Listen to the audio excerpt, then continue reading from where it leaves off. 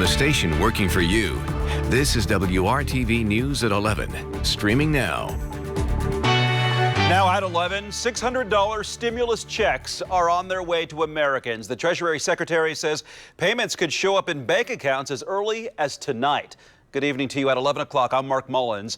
Paper checks will start going out in the mail tomorrow. In a tweet, Steve Mnuchin says later this week, you can check the status of your payment at irs.gov/getmypayment. Today, Senate Majority Leader Mitch McConnell blocked two attempts from Democratic senators to vote on a bill to boost those direct payments to $2,000. Senators on opposite sides of the aisle expressed differing views on the need for the extra money. We're talking about sending checks, the vast majority of which will be going to people who've had no loss of income whatsoever. That's just a fact. How and why does that make any sense at all? Oh, and by the way, when you bring this direct payment up to $2,000, the total cost is almost 2/3 of $1 trillion. As a result of the pandemic, tens of millions of Americans have lost their jobs and their incomes. These families in the middle of the winter now face the threat of eviction and the possibility of being thrown out in the streets. Hunger in America is at the highest level that it has been for decades, with moms and dads struggling to feed their kids and working families lining up mile after mile to get emergency food packages. The legislation to boost payments could be voted on later if Senator McConnell chooses, but again, he blocked the move to vote on the bill today. You heard Senator Bernie Sanders talking about Americans struggling to feed their families. A major food bank in central Indiana continues to see an unprecedented need. WRTV's Cornelius Hawker shows us even though the holiday season is winding down, our community needs the spirit of giving to continue. Dawn Barnes waits patiently as volunteers load up her truck with food for her family. I get the gratification, self-gratification of knowing that I was able to help keep my grandchildren fed, as well as my children. You know, even though they're grown, so many of us are losing their jobs and really facing bad financial hardship. Dawn's story isn't uncommon. More families than ever, many for the first time, are turning to local food banks to get by during this pandemic. There are far too many Hoosier families who found themselves in crisis now through no fault of their own. John Elliott, president and CEO of Gleaners Food Bank, tells me that's what people need to be mindful of, how those in need were forced into situations beyond their control because of the virus and its impact on the economy. There's a medical recovery timeline, and there's a much longer economic recovery timeline for families in need of help. While the economic recovery time is uncertain, news that $600 stimulus checks are on the way brings some hope for families struggling, but also for Gleaners. John explains. The first time the stimulus checks came out, all of a sudden we're getting a flurry of donations, many of them from donors that we've not received donations from, in exactly that amount. While that was a pleasant surprise, the need will far outstretch generous donations of stimulus checks.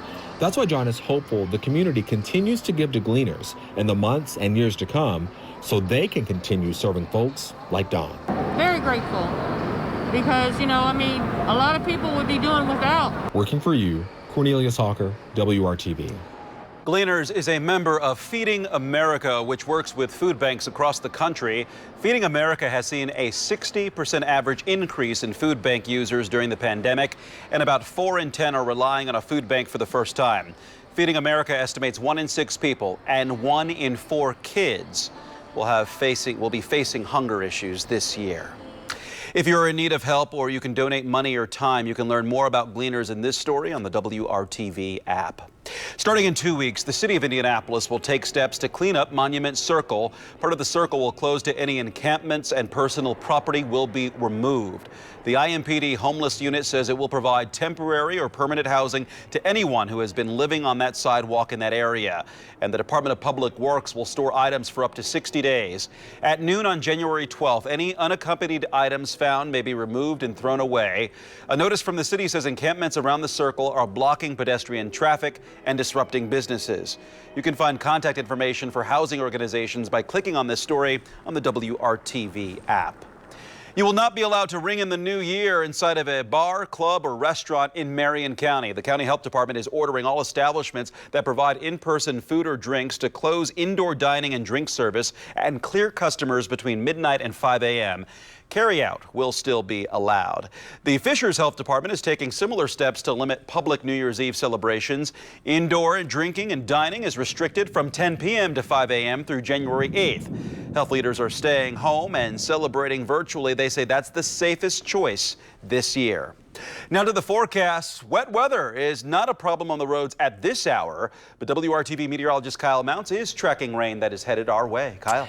Yeah, we are going to get in on some wet weather here, Mark, and quite a bit of it as we get into the middle of our week. Might have seen a few flurries out there this evening, but by and large, the snow side of the system staying off to our north and west.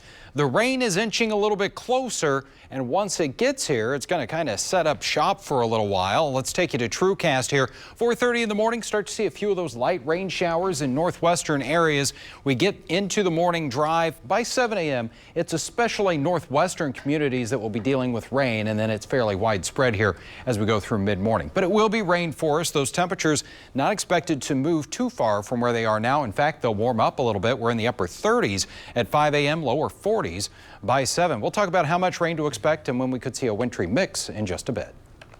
An Indianapolis family is asking for information 1 year after the death of a 6-month-old girl. Daria Hill died a week ago this year. The coroner found that she suffered multiple blunt force injuries and ruled her death a homicide. No arrests have been made in the case. The baby's grandparents are desperate for answers. You know anything, you know what I mean? Please just help us, you know what I mean? Because we want to get this, over with, give her some rest and give us some closure, you know what I mean? And try, just move on. But, right now it's like it's hard to move on because there's nothing solved, nothing done. And it's hard to move on. You can't move on. All you can do is just keep just praying. And that's it right now. If any kind of help, anything, would do right now. If you have information about this case, you can call IMPD at 317-262-TIPS or at 317-327-3475. The grandparents and the baby's mother blame someone else for Daria's death. We are not naming the person because no one has been charged. Now to the pandemic. Indiana has set a single-day record of newly reported COVID-19 deaths. That's according to the State Department of Health, which reported 164 new deaths between November 26th and yesterday. 2,951 people around the state were hospitalized with the virus as of yesterday. The department says more than 30% of ICU beds in all Indiana hospitals are being used by COVID patients. A new, possibly more contagious strain of the virus that causes COVID-19 is now confirmed in the U.S. ABC's Andrea Fujiji explains what health officials know about the patient. The coronavirus variant, originally discovered in the UK and thought to be more contagious, is now in the U.S. Health officials confirm a Colorado man in his 20s with no travel history contracted the virus variant and is now in isolation. Meanwhile, hope continuing to spread as frontline healthcare workers and nursing home residents receive their first dose of the coronavirus vaccine. Cheers for veterans at Holyoke Soldiers Home in Massachusetts as they were vaccinated. 76 people died of COVID there last spring. How do you feel? Great. Vice President-elect Kamala Harris and her husband Doug Emhoff received the Moderna vaccine in Washington, D.C. That was easy. But across the country, just over 2 million doses have been delivered so far, well under the goal of 20 million by the end of the year. Now the White House task force saying that may not happen until the end of January. The pace of the vaccination program is moving now, if it continues to move as it is now. It's going to take years, not months, to vaccinate the American people. And the vaccine can't come soon enough for places like California. L.A. County reporting a 600% increase in COVID-19 deaths since November. The state expected to extend stay-at-home orders. On average, 9 to 10 people in L.A. County test positive for COVID-19 every minute. But health officials are worried about another holiday surge. The TSA reporting they screened more than 1 million people on Monday. That's the 7th time in less than 2 weeks. The threat of infection growing exponentially each time. As the new year approaches, a new staggering trend is emerging. Right now, 121,000 Americans are hospitalized with COVID-19. That's double what the U.S. saw in April and July during the peaks of the pandemic. Andrea Fuji, ABC News, New York.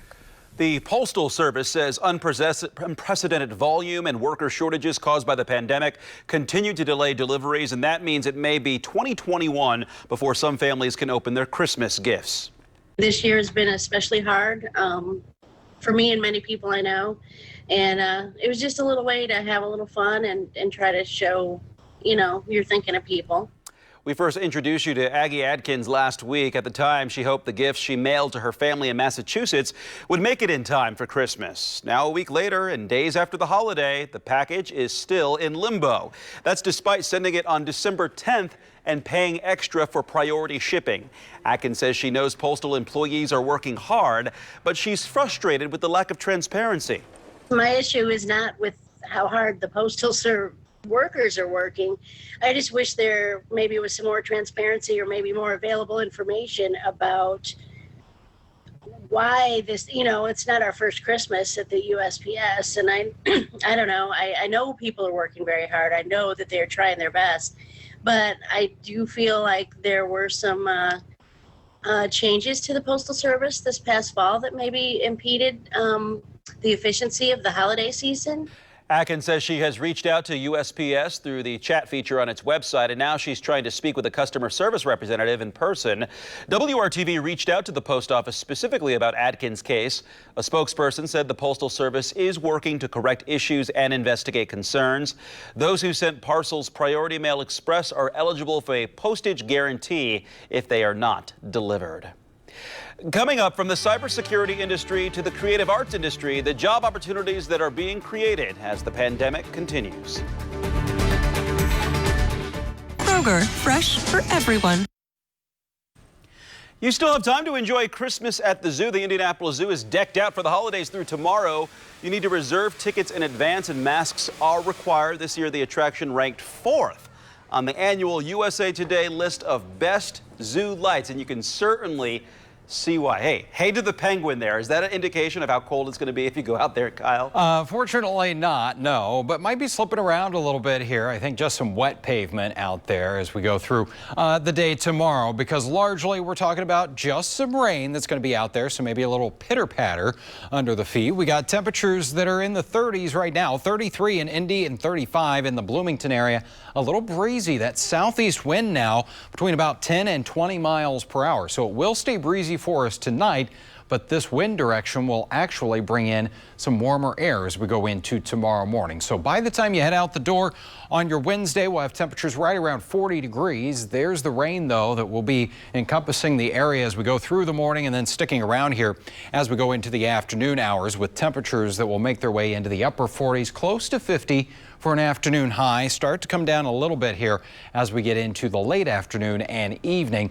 But as far as that wet weather, here's TrueCast, 7:30 tomorrow morning, and largely the rain northwest of Indianapolis, but pretty quickly will overspread the area here by 10 a.m. Pretty much everyone dealing with some rain. It should be on the light to at times some moderate side of rain out there. We're not expecting any thunderstorms out of this, and it does look like the system is going to be pushing off to our southeast by about 11 o'clock tomorrow night. So I don't think there's going to be much cold air that catches up to this system to put any wintry precipitation into the air, but something we'll keep an eye on. If that does happen, it would be across the southeastern portions of central Indiana. Rainfall potential that we're tracking, though, about a ½ inch to an inch of wet weather coming our way here for the middle of the week. Thursday will dry it out. I don't think we're going to get rid of the clouds. It will be a gray day for us and chilly once again, with temperatures into the middle 30s. And as we get ready to bring in 2021, we'll have those temperatures kind of holding steady here, may once again climb as we get into the overnight, as we get ready for another chance of rain going into New Year's Day. This is TrueCast on Friday morning, and it does show a little bit of a wintry mix as possible here as we get the day started, but pretty quickly we should transition to some rain. May even hear a couple rumbles of thunder here on Friday. Another ½ to inch of wet weather with that system. Next few days of the forecast, it's an active one. 49 tomorrow, 36 on Thursday, and rain 55 late in the day on Friday. And then we finally calm down that weather pattern a little bit, and temperatures respectable here as we go into early January with highs largely in the 40s. Our Hiring Hoosiers initiative is all about connecting you to new jobs and opportunities. Cybersecurity and an expanding industry that could give you job security in uncertain times. Indianapolis-based Pondurance is looking to add around 20 new employees. Some jobs require technical training with programming or engineering backgrounds, but not all of them. The founder of the company urges anyone to apply. He says team members with a variety of skills are needed. It's also an opportunity to keep high-tech, good-paying jobs in the Hoosier State. You have an opportunity to keep some of the I want to say graduates here, those from Purdue, from Rose-Hulman, from IU, Ball State, and so many others, where they don't feel like they have to go to the Amazons or Microsofts. Ron Pelletier says that he can relate to the struggles many Hoosiers are facing right now. He founded Pondurance after losing his job in the 2008 recession. For more information, visit our website, hiringhoosiers.com, and click on this story. For the past 9 months and counting, artists and performers from all backgrounds are struggling to find work. A new interactive experience aims to help change that while entertaining you safely. Scripps reporter Lindsay Betch takes us inside the secret library. With live theaters empty and theme parks laying off employees, Todd Zimmerman knew he would have to come up with something creative to keep his theater business alive through the pandemic. We actually sat our employees down and said, listen, we want to take our performance virtual. Todd and his wife are the founders of Auto Tease Entertainment, a performance-based company in Central Florida. When the pandemic started, we were hit pretty hard as an industry, and live performance effectively dried up. So this was a program that we put together with some of our employees that allowed them to continue to do what they love. And that program, The Secret Library, an interactive escape room style game that you can play with family and friends all around the world on your computer. Todd shared this video of the game to give you an inside look as to how it all plays out. The show starts with an introduction into the game by the characters. They're going to guide you through the experience. The performers come from a variety of backgrounds. They're musicians, improv performers, theme park characters, Shakespearean-trained actors, and they each have a certain role in the game. There are multiple rooms in our virtual mansion that you get to explore with your friends, with your family, other participants. And in those rooms is where you're going to meet the characters. It's where some of the clues are laid out. There are about 30 performers within the Secret Library project. That's 30 people who are working on Broadway, in theme parks, on cruise ships, who now have a place to perform. We live for this. We live for the chance to perform, right? It's not just a paycheck. It really is something that fills our soul, and we hope that we're doing for the same for you. And the mystery of the Secret Library, well, that's just something you'll have to find out for yourself. I'm Lindsay Boach reporting.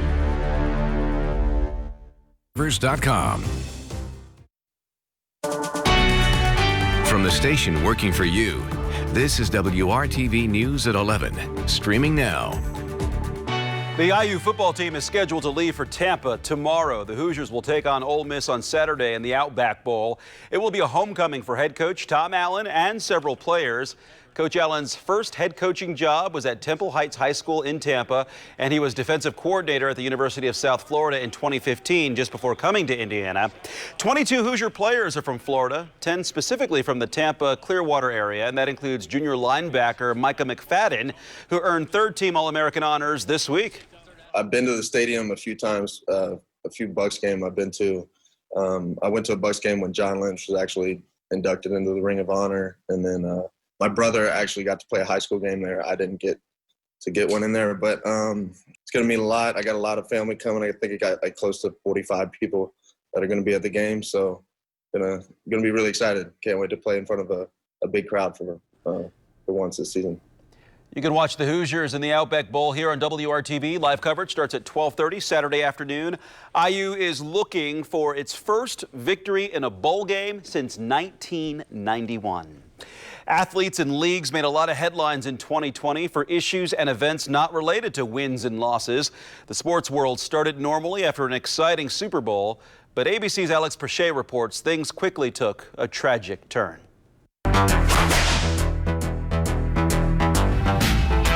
2020 began on the NFL's biggest stage, Super Bowl 54. Patrick Mahomes leading the Kansas City Chiefs to their first title in 50 years and earning head coach Andy Reid a ring with a win over the San Francisco 49ers. But as one new star emerged, we lost another. Basketball legend Kobe Bryant, his 13-year-old daughter Gianna, and 7 others were killed in a helicopter crash in the hills above Calabasas, California, all on their way to a youth basketball tournament. The outpouring of grief was widespread. The NBA paid tribute honoring Bryant on and off the court. Fans from all over the world mourning their idol, especially in Los Angeles. Kobe, a loving father of 4 girls who became an advocate for women's basketball. Then March brought a different kind of madness, the COVID-19 pandemic. The Utah Jazz's Rudy Gobert's positive test bringing games to a halt. The game tonight has been postponed, setting off a chain reaction. The NBA suspending its season. The NCAA shocking basketball fans, no tournaments, no championships this year. The 2020 Olympics postponed. Thousands of top athletes sidelined. After months of no games, the NBA created a bubble to resume play safely at Disney World. Athletes used the time off to bring awareness to racial justice sparked by the police-involved killings of George Floyd and Breonna Taylor. We are dedicating this season to Breonna Taylor, an outstanding EMT who was murdered over 130 days ago in her home. The same energy that we had on the floor is the same energy that we have towards having justice for Breonna Taylor. Then taking unprecedented action, interrupting play after another shooting of a black man by police. We keep loving this country, and this country does not love us back. And it's really so sad.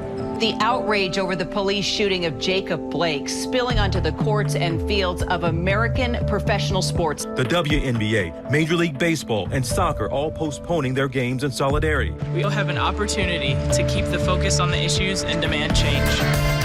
Back on the court, the Los Angeles Lakers defeated the Miami Heat in the NBA Finals behind the superstar duo of LeBron James and Anthony Davis, dedicating their win to Kobe Bryant.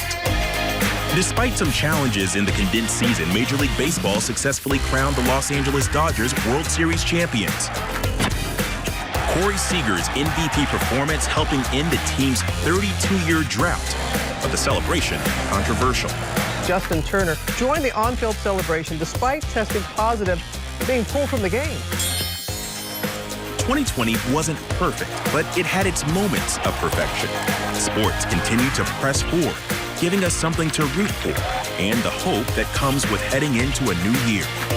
Alex Perchet, ABC News, Washington. Buck only at Hardee's. Dry tonight, but be prepared for rain throughout the day on Wednesday, and it will be a little moderate at times, I think, with temperatures that make their way into the middle and upper 40s. Could see about a ½ to inch of rainfall there. Briefly dry and chilly on Thursday with a high of 36 for New Year's Eve. We'll get into the mid-50s on Friday, and that will come with more rain. Could see again another ½ to inch of wet weather there and drying it out into next week. And that'll do it for us here on WRTV News at 11 on this Tuesday. Thanks for joining us, and join the GMI crew starting at 4:30 tomorrow.